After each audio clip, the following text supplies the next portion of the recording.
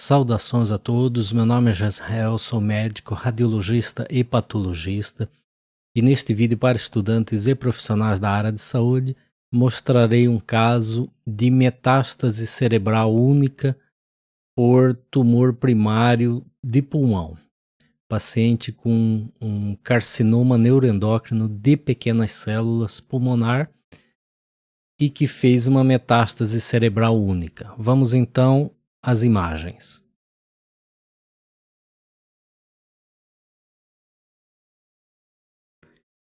Temos aqui essa tomografia computadorizada do crânio, fase pré-contraste, e a gente vê um extenso edema vasogênico, que dá essa hipodensidade na substância branca, nos núcleos da base, no tálamo, na substância branca profunda e subcortical, frontal, insular, parietal e temporal. Veja que há um efeito expansivo, há apagamento de sulcos corticais, compressão do ventrículo lateral direito, dilatação do ventrículo contralateral, desvio das estruturas da linha média para a esquerda, hérnia subfalcina, e há essa massa, esse nódulo aqui na região núcleo-capsular e parte do tálamo à direita. Na fase pós-contraste, você observa que essa massa apresenta um realce periférico, um realce nodular periférico, com alguns focos de realce no centro, mas grandes áreas centrais aqui não realçaram, que são áreas de necrose.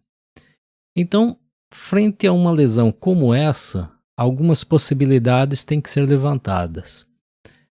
Abscesso cerebral é uma possibilidade, apesar da parede não ser lisa e fina, numa fase ainda precoce, você pode ter um abscesso cerebral com um aspecto desse jeito. Neurotoxoplasmose é uma outra possibilidade, então você tem que pensar, frente a uma lesão com realce anelar nos núcleos da base, na possibilidade de neurotoxoplasmose, apesar de não haver outras lesões. GBM, glioblastoma, também pode ter exatamente esse aspecto, e metástase cerebral, apesar de ser lesão única e grande, mas existe essa possibilidade. Então essas 4 doenças andam sempre juntas quando nos defrontamos com uma lesão deste tipo. E pela tomografia computadorizada não é possível fazer esse diagnóstico diferencial com segurança.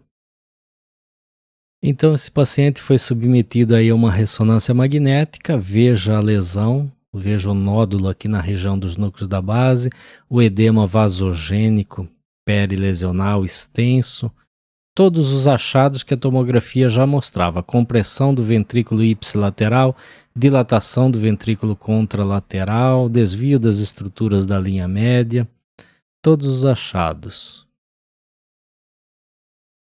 Aqui um coronal T1 mostrando aí novamente todos os achados. Aqui um axial T2, veja que no axial T2 você vê muito bem aí o edema vasogênico, extenso edema vasogênico. A lesão, a parte mais sólida, tem até um sinal intermediário, algumas áreas de hipossinal em T2 e áreas de necrose central. E o extenso edema vasogênico nas estruturas aí adjacentes. Veja que o edema se estende até para o tronco cerebral. Então é bem extenso a área de edema vasogênico, mas é um aspecto ainda inespecífico. Aqui em FLAIR, acentua aí o aspecto do edema vasogênico, que desce inclusive para o tronco cerebral aqui. SWI, veja que tem vários pequenos pontos de hemorragia nessa região do tumor.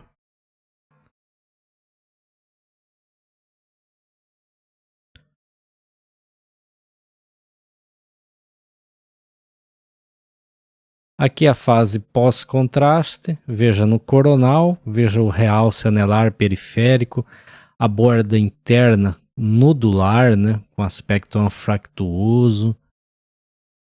Entretanto, ainda continuamos com as mesmas hipóteses da tomografia computadorizada. Aqui no axial, veja o estilo de realce.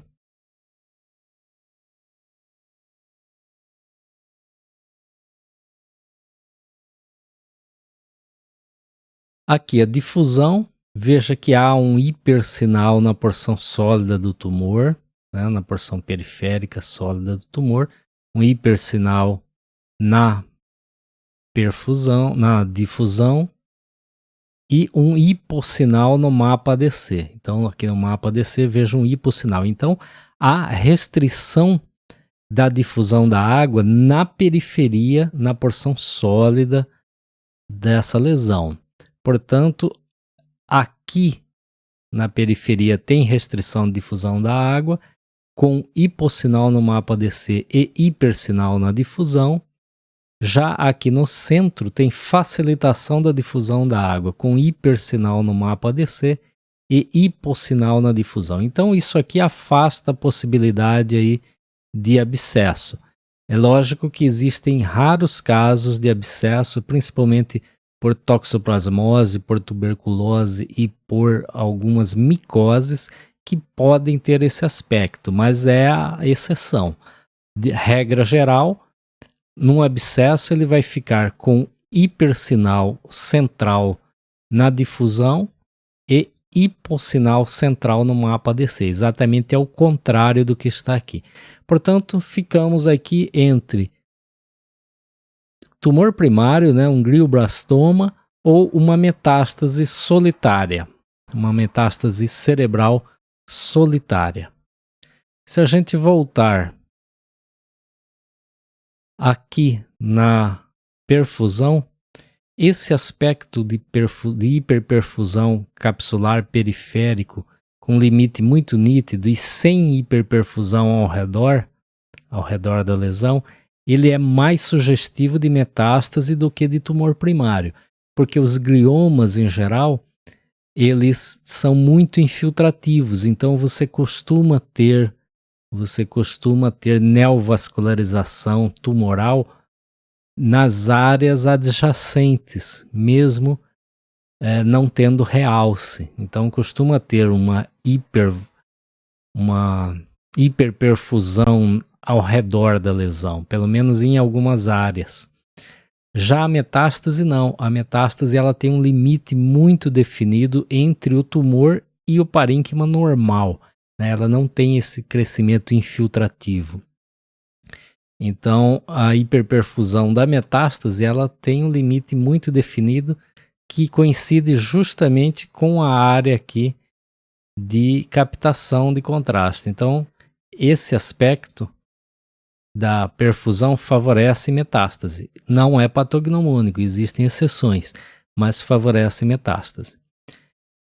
Nesse caso, foi confirmado aí que o paciente tinha uma metástase cerebral e o tumor primário era um carcinoma neuroendócrino de pequenas células primário do pulmão, ok?